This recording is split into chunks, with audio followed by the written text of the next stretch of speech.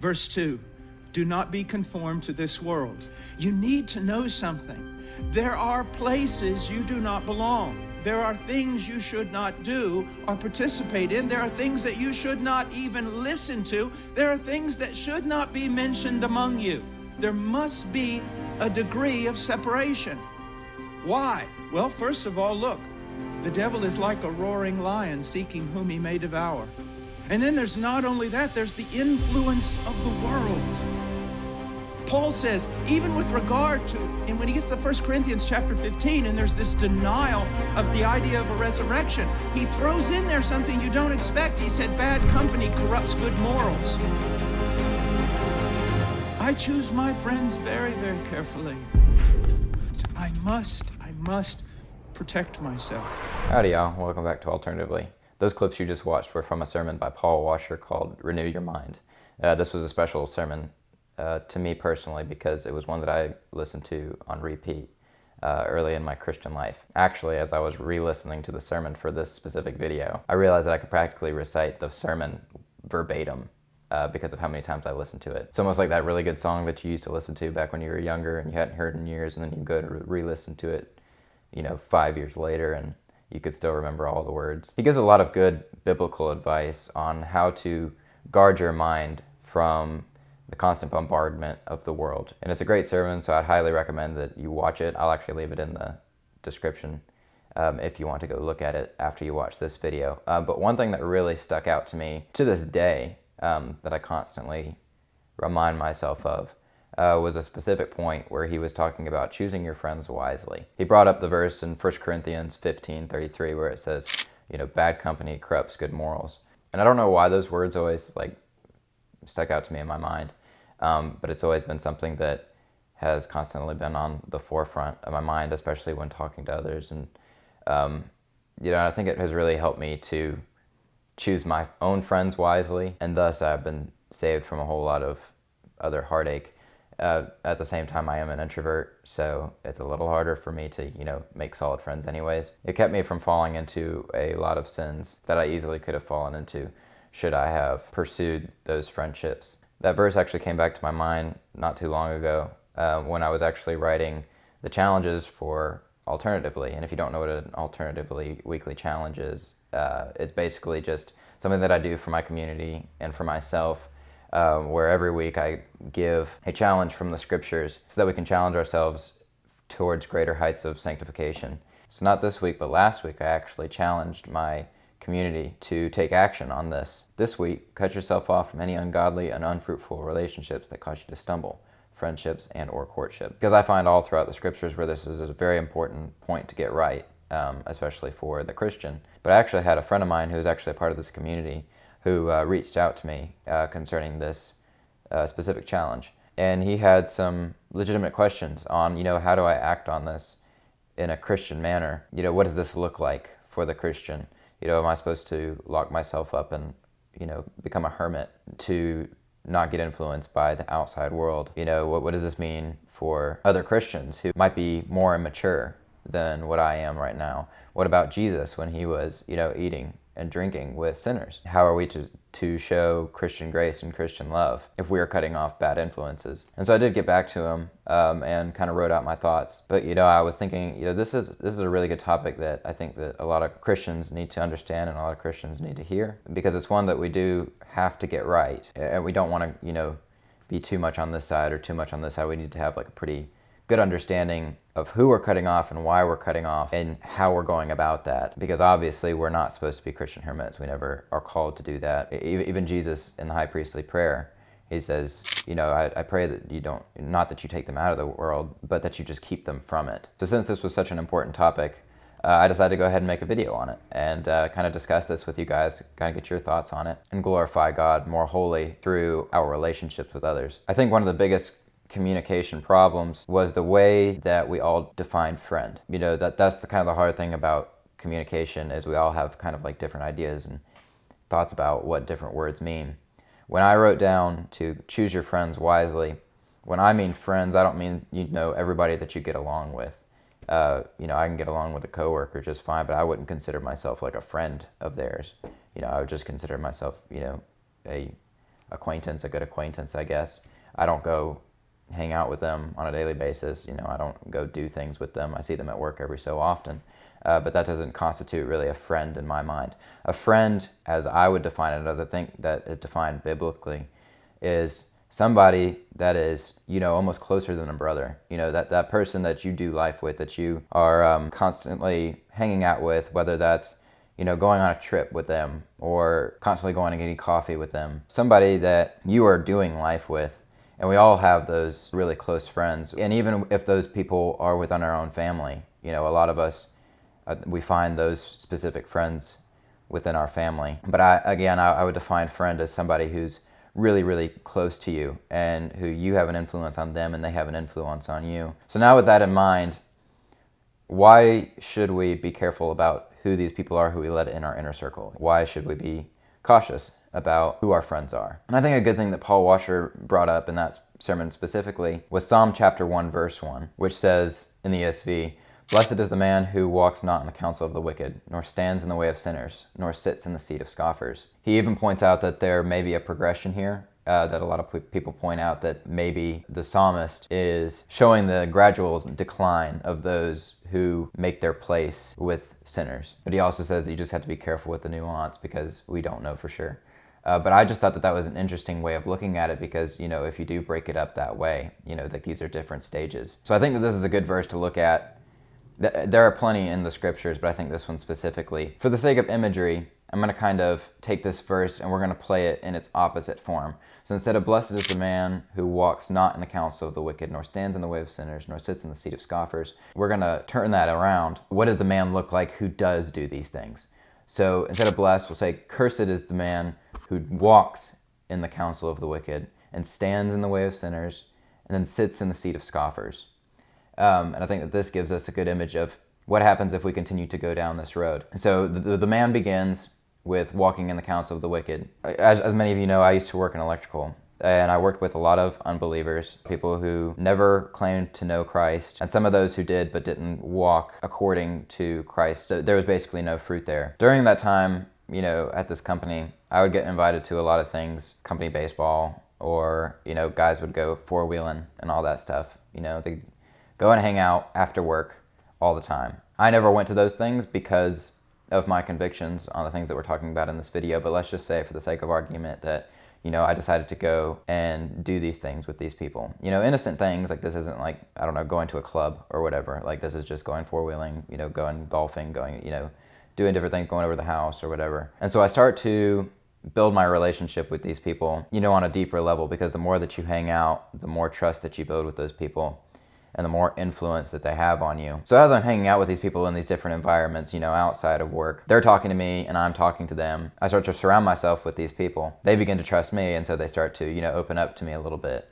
and I start to do the same. And so that trust barrier starts to fall. We begin to start developing a deeper relationship than just that at work. So, I begin to trust them. I start to go to them for my problems. I start to go to them about things going on in my life.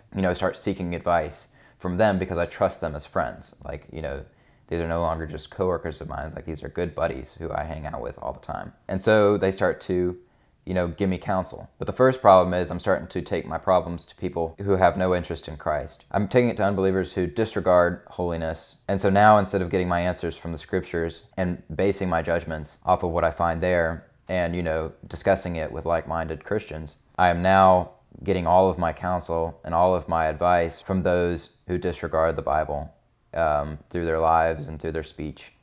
And so I start to adopt their ways, which then leads on to the next point in the verse, which is he stands in the way of sinners. So now I'm not only just taking my counsel from these people, I'm not only getting advice from these people and getting influenced by these people, but I'm beginning to act like them. I'm starting to stand with them in certain things that I wouldn't have ever done before. So for example, before I might have not went to a club, I might have not gone to a bar and got drunk, all that sort of stuff. Like that would have been an abomination in my mind. But now that, I've built these relationships with these people, I have started to open up to their ideas, open up my mind to their thoughts and their way of living. And so I start to not only trust them with their advice, but with their way of life. And so now I start to do the things that they are doing, despite what I know in the scriptures.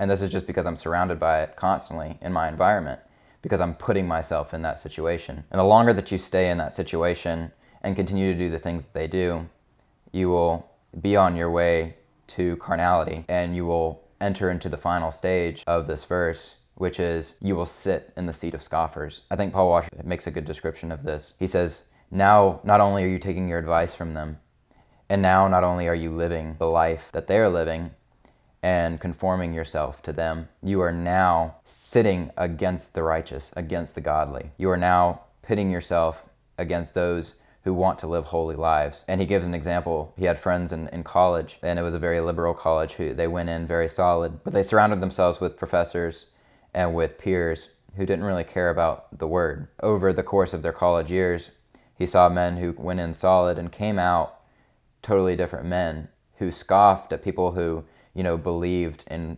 creation, who believed that God created the earth in 7 days. He scoffed at those who tried to live righteous lives, calling them legalists, all of that sort of stuff. And so you can see the progression of simply surrounding yourself and entrusting yourself with people who are against Christ and against his works. And so now you are doing the abominable. You now begin laughing and scoffing at those whom were once edifying you through Christ. And that is a sad and scary place to be, and it's a hard place to recover from, unless, of course, the Spirit gets a hold of you. And so the point of this is to keep yourself from getting to that point, because it's very easily done. And I think that it's such a slow boil that a lot of us don't realize it happening until it's too late.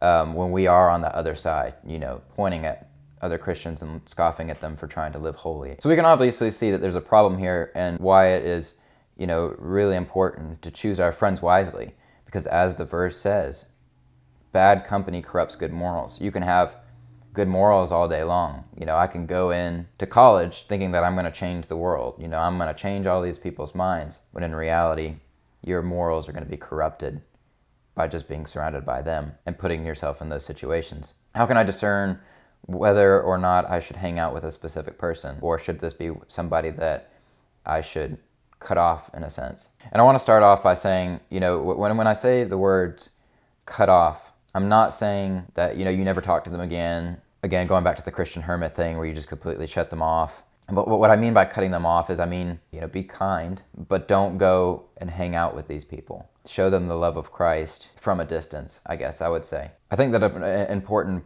aspect to look at when you're discerning whether or not this person is somebody that you should be hanging out with or not is, actually there's a, okay. It actually just made me think about a wonderful quote that I took in my Commonplace book a while back. The quote does have to do with courting, but I think that it can translate pretty well into discerning who our friends should be. Because this does go for both friendships and, courtships or dating relationships or whatever. This kind of is a broad stroke across them all. And this quote is by J.C. Ryle. He says, "Remember this in choosing a husband or wife," and, I would add in there, or friend, "if you are unmarried. It is not enough that your eye is pleased, that your tastes are met, that your mind finds congeniality, that there is amiability and affection, that there is a comfortable home for life. There needs something more than this. There's a life yet to come. Think of your soul, your immortal soul. Will it be helped upwards or dragged downwards by the union you are planning? Will it be made more heavenly or more worldly, drawn nearer to Christ or to the world?" And this is a wonderful quote, because I think it's something that you have to ask yourself when, discerning these things is this bringing me closer to him or farther away from him? Is this person making me more heavenly minded or more worldly minded? Is this person causing me to sin? I think that's a good gauge on whether or not you should cut yourself off from this person. Are they dragging you down, or are they pulling you up? And unfortunately, there's not that many people who you find who will actually pull you up. There's a lot of people who seek to drag you down through their lives and through their influences. And that's why we have to be so discerning on who we let in our circle of influence. And I would say this goes for Christians too. Christians, people who call themselves Christ followers, who really have no desire whatsoever to glorify him in their lives. I've had to do this with quite a number of people who I went to church with. They would proclaim Christ with their lips, but their hearts were obviously far from them based on the things that they would talk about and the things that they would do. And again, like I said, I wasn't a jerk to where I just blocked their numbers altogether and never talked to them again. No, I still, saw them from time to time, and I still checked up on them to see how they were doing. But I didn't go and actively hang out with them. I didn't go get coffee with them. I didn't go do events with them. I kept my distance from them. So yes, you have to be very careful about people who call themselves Christians too. So an important question that my friend asked when we were discussing this over email is, what about Jesus? Like, what about him and sinners? Like, he was seen, eating and drinking with sinners, with tax collectors and all of that sort of stuff. So how does that play a role in the Christian life? How should we look up to Christ in that sense? And I'd say two things. I'd say one, this is what I told him. I said, we never see Jesus affiliating himself or associating himself with these people. Yes, he went over to their house and he ate and drank with them every so often, but it never said that he trusted himself with them. And it never said that he associated with them. That's what the Pharisees were accusing him of. They were accusing him of being one of them because he ate and drank with them. But that was just an accusation. That wasn't what was really going on. The only people who he really trusted himself with was the disciples. And I'm not just talking about the 12, I'm talking about all of those who truly followed Christ. But you see that there's a different relationship that he has with unrepentant sinners as opposed to those who are repentant and who do end up becoming disciples of his. A second point I would say is we are not Elohim. We are not God. And, Christ was there for one specific purpose, and that was to bring salvation unto the world. He was there to break that barrier between God and man. And so, during his ministry, he was trying to reach as many people as possible with the forgiveness of sins and the news that, he was going to be crucified and raised again for their sins so that they too may enter into the joys of heaven. And so that was his mission. That was what he was sent to do. We, on the other hand, are not called to do that. We're not called to save the world. We're called to be lights in a dark world. We're not called to the same things as Christ. And so to do everything that he did would be foolish and in most cases wrong because we don't have that authority. And we also don't have that power. Like we're not God. And so we have to be a lot more careful because we are so much more susceptible to sin. And we still have that old man nature attached to us. And so I would argue that Jesus in his relationship with sinners is kind of irrelevant to us. We are to be imitators of him in our love and in our speech and in the way that we obey Yahweh. And when we don't have that power against sin that he had. And so we just have to be a lot more careful. It kind of leads me on to the last point. What about Christian grace? How are we to show love to outside believers if we're cutting people off? How are we to reach anybody with the gospel if we don't first build relationships with these people? Again, when I say cut off, I'm not saying that you need to completely cut off all contacts with them and block their phone number, never talk to them again, and lock yourself in your room. That's not what I'm saying. What I am saying is that just to preach the gospel to these people and just to show them the love of Christ does not mean that you have to go play golf with them or go biking with them or put yourself in those situations where you're constantly influenced by them. That is false. And if anybody tells you that's not the case, I've had it plenty of times where I've been able to build trust with people like my coworkers and stuff. Like I've had coworkers that I would not go and hang out with because they were unbelievers and they had no regard for Christ or for living holy. But I was still able to build that trust with them because I was kind to them. I showed them the love of Christ at work, at the appropriate place, and was able to preach the gospel to them. And many of them, just kind of shook it off, but there were, some who were receptive to it. So I think that's a big argument that you don't have to let them into your inner circle of friends for you to build trust with these people, and to show them love. So the real point of this entire thing is, if you want to sum this up, is like J.C. Ryle said, are these people bringing you closer or farther away from Christ? That is the major question. I think the question that kind of covers everything, not just people, but like books or movies or places. Anything can bring you closer or farther away from him, but it's that ability to discern whether or not that thing is profitable to you and to your walk with Christ, or whether it's a hindrance. That is the key to sanctification and growth. If you can decipher that, then you will be in a whole lot better shape spiritually, physically, and mentally. And the Word proves that over and over.